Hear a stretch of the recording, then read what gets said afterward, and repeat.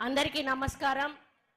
ఈరోజు తుక్కుగూడ ప్రాంగణంలో మన ప్రియతమ నాయకులు రాహుల్ గాంధీ గారు, ప్రియాంక గాంధీ గారు వస్తున్న శుభ సందర్భంలో మన ముఖ్యమంత్రి రేవంత్ రెడ్డి గారి నాయకత్వంలో ఏర్పాటు చేసినటువంటి ఈ సభకు వచ్చి వివిధ హోదాల్లో ఆసీనులైనటువంటి వేదిక మీద ఉన్నటువంటి పెద్దలకు, మరి తెలంగాణ నలుమూలల నుంచి విచ్చేసినటువంటి నాయకులకు, కార్యకర్తలకు, పత్రికా సోదరులందరికీ కూడా నా హృదయపూర్వక నమస్కారం।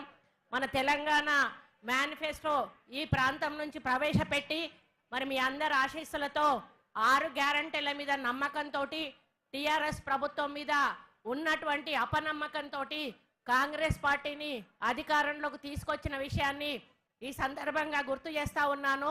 9.5 సంవత్సరాల అహంకార పాలనకు చరమగీతం పాడి ఇందిరమ్మ పాలన తెచ్చుకున్న ఘనత ఈ తెలంగాణ రాష్ట్ర ప్రజలది అని చెప్తా ఉన్నాను।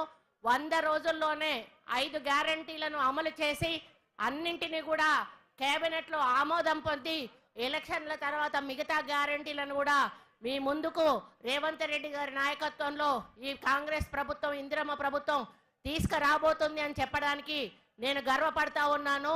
ఈరోజు 200 యూనిట్ల కరెంట్ ఫ్రీ కానీ, 500కు గ్యాస్ సిలిండర్ కానీ, మహిళల్లో ఉచితంగా బస్సు ప్రయాణం కానీ, ఇటువంటి కార్యక్రమాలన్నీ ఇప్పటికే మనం అమలు చేసి ఉన్నాము। మరి ఈ విధంగా అమలు చేసిన సందర్భంలో ప్రజల్లో కాంగ్రెస్ పార్టీ మీద ఉన్నటువంటి ప్రేమతోటి ఈరోజు టీఆర్ఎస్లోంచి కానీ, బీజేపీలోంచి కానీ పెద్ద ఎత్తున నాయకులు వచ్చి కాంగ్రెస్ పార్టీలో చేరుతున్న సందర్భంలో మరొక పక్క కేసీఆర్కి, ఒక పక్క కేటీఆర్కి అటు అధికారం పోయింది అనేటువంటి ఫ్రస్ట్రేషన్లో ఒక పక్క ఉంటే, ఈరోజు బీఆర్ఎస్ పార్టీ పూర్తిగా ఖాళీ అయిపోతున్నటువంటి ఫ్రస్ట్రేషన్ ఇంకొక పక్క ఉంది। మరి చాలా రోజుల తర్వాత అంటే నాకు కేటీఆర్ నోటీస్ ఇచ్చిన విషయం కూడా మీకు తెలుసు। నేను ఏమీ మాట్లాడలేదు ఆయన గురించి। అయ్యా న్యూస్ ఇట్లా వస్తూ ఉన్నాయి, నువ్వు ఇట్లా చేసినావు, మరి హీరోయిన్లను బ్లాక్మెయిల్ చేసినావు అనేటువంటి ఒక మాట చెప్పినందుకు మరి నాకు నోటీస్ పంపిండు కేటీఆర్। ఇదే వేదిక మీద నుంచి అదే కేటీఆర్ని అడుగుతా ఉన్నాను, నిన్న మీ అయ్య ప్రెస్ మీట్ పెట్టినప్పుడు నువ్వు ఎడో పక్క రెండో మనిషిగా కూర్చొని ఉన్నావు, నీ అయ్య ఎటువంటి మాటలు మాట్లాడిండో ఒక్కసారి నువ్వు నీ చెవులతో విన్నావా అని అడుగుతా ఉన్నా। కుక్కల కొడుకులారా అని తిడితే ఎవరు తిడతా ఉన్నావు కేసీఆర్ అని చెప్పి నేను అడుగుతా ఉన్నాను। తెలంగాణ మహిళలను తిడుతున్నావా?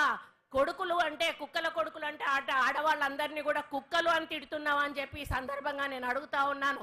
అటువంటి చెప్పనలవిగా అన్నటువంటి బూతులు తిట్టి ఈరోజు నీ అయ్య నీ పక్కనున్నాడు, మరి ఆయన మీద ఏం కేసు పెట్టాలి అని చెప్పి నేను అడుగుతా ఉన్నాను। ఆయనను బహిరంగంగా ఉరి తీసినా కూడా ఆయన మాట్లాడిన మాటలకు క్షమాపణ లేదు అని చెప్పి సందర్భంగా విజ్ఞప్తి చేస్తా ఉన్నాను।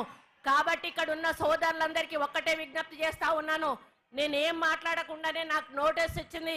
కేసీఆర్ మాట్లాడిన మాటలకు మీరెంతమంది నోటీస్ పంపగలుగుతారో అంతమంది కూడా నోటీస్ పంపాలని చెప్పి సందర్భంగా ఆదేశిస్తా ఉన్నాను। కాబట్టి ఇప్పటికైనా కూడా టీఆర్ఎస్ నాయకులకు ఒక్కటే చెప్తా ఉన్నాను, హెచ్చరిస్తా ఉన్నాను, మీరు తిడితే పడడానికి మేము ఇక్కడ లేము, మేము ప్రజల విశ్వాసంతో అధికారంలోకి వచ్చి ఇక్కడ కూర్చున్నాము।